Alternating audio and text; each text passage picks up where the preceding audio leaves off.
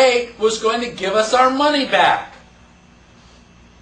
5 months later, somebody put a bullet in his head. Coincidence. Just a pure coincidence, I'm sure. Okay? That law, that executive order has never been repealed. We can still do that. We can still have the Treasury print silver certificates. Why don't they? You know, no, nobody wants to stand in front of that bullet anymore. Do they have the silver to back? Yeah, there's quite a bit of silver. Silver is actually better for us right now than gold because there is so much of it. There's too much of it.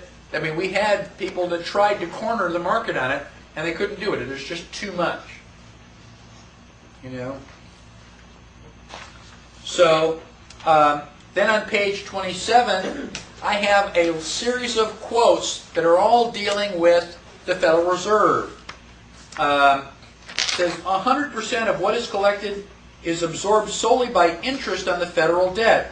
All individual income tax revenues are gone before 1 nickel is spent on services taxpayers expect from the government.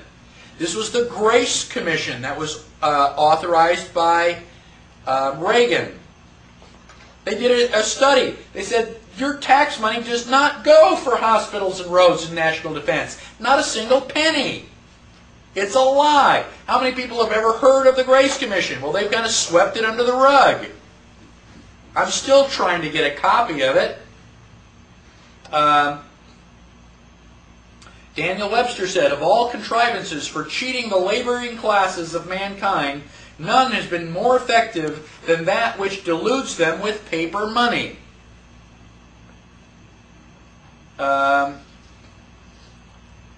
Thomas Jefferson said, if the American people ever allow private banks to control the issue of their currency, first by inflation and then deflation, the banks and corporations that will grow up around them will deprive the people of all property until their children will wake up homeless on the continents their father conquered. You're going to end up with spit. I'll let you go through those other quotes. Here's the President Andrew Jackson. You are a den of vipers and thieves. I intend to rout you out. And by the grace of eternal God, I will rout you out. And he did the best job of getting rid of the thing. Page 28 has other quotes. In the middle, Representative Louis McFadden said, the Federal Reserve banks are the most corrupt institutions the world has ever seen. There is not a man within the sound of my voice who does not know that this nation is run by the international bankers. And he was speaking in Congress. Congress knows exactly what's going on. Congress is not working out for your best interests. Now, how did all this happen? In 1913, the Federal Reserve Act was written, and the Federal Reserve started printing money. They were loaning money to the United States. We were obligated to pay our debts, our interest, in gold. We'll give you this paper. You have to pay us in gold. That happened for 20 years. In 1933, the United States went bankrupt. Now, I've met somebody who actually heard Franklin Delano Roosevelt say that live. This is not some history book. This is a person who heard it for himself. And on June 5th of 1933, FDR, our favorite guy, passed a joint resolution to suspend the gold standard. So Congress presumably passed a law that says you are not allowed to demand gold or silver. Up until then, you can say, I'll give you anything you want, but you got to pay me in gold. And FDR says, no, you can't do that. It's now illegal to demand gold. Says who? How can they make it illegal to demand gold? Do you have an unlimited right to contract? Yes. So how can FDR tell you what you can or cannot accept? But, whereas the existing emergency, which existing emergency are they talking about? The bankruptcy. The bankruptcy, the depression.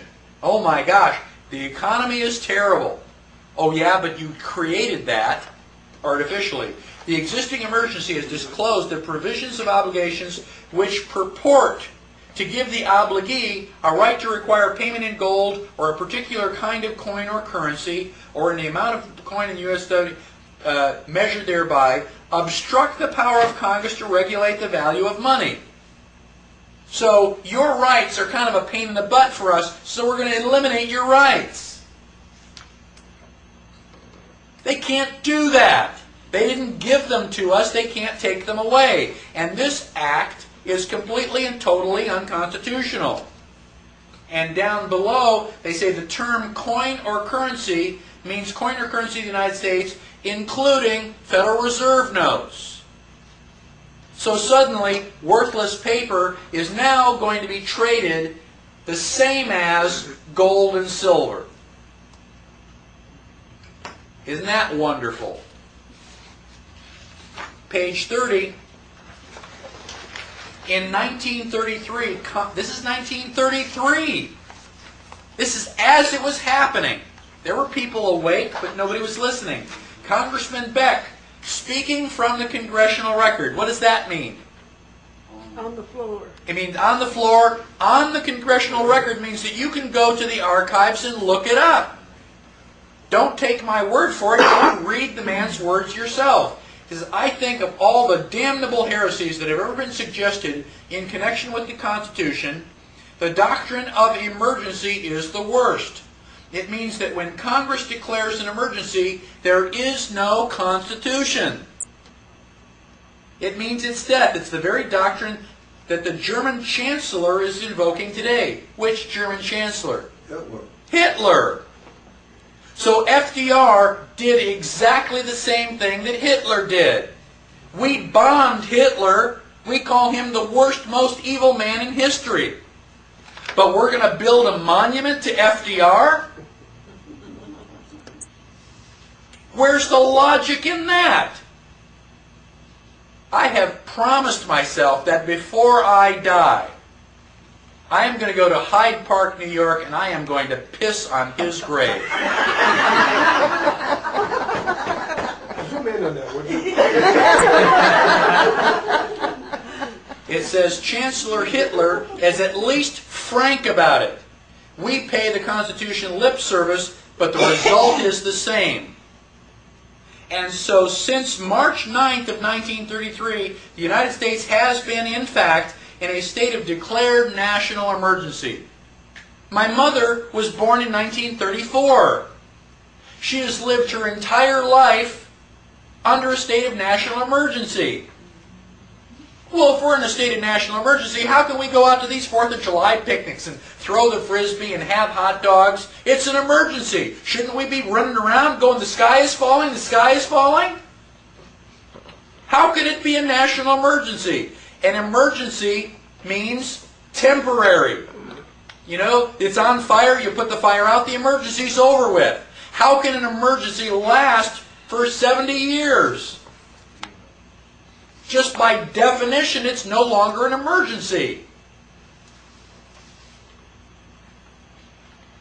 Now, the President may seize property, organize and control the means of production, seize commodities, assign military forces abroad, institute martial law, seize and control all transportation and communication, regulate the operation of private enterprise, restrict travel, and in a plethora of particular ways, control the lives of American citizens. Don't you feel special? And they have been renewing that emergency. I guess in 1970 sometime they said, wait a minute, you can't have an emergency that lasts that long. The President has to reallocate that emergency every 2 years. And they do. Start writing Freedom of Information Acts and asking about all that. We need a President that's willing to say, the national emergency is over. Now, Excuse me. We didn't mention about the account schedule of gold by executive order also. Right. And then that's true.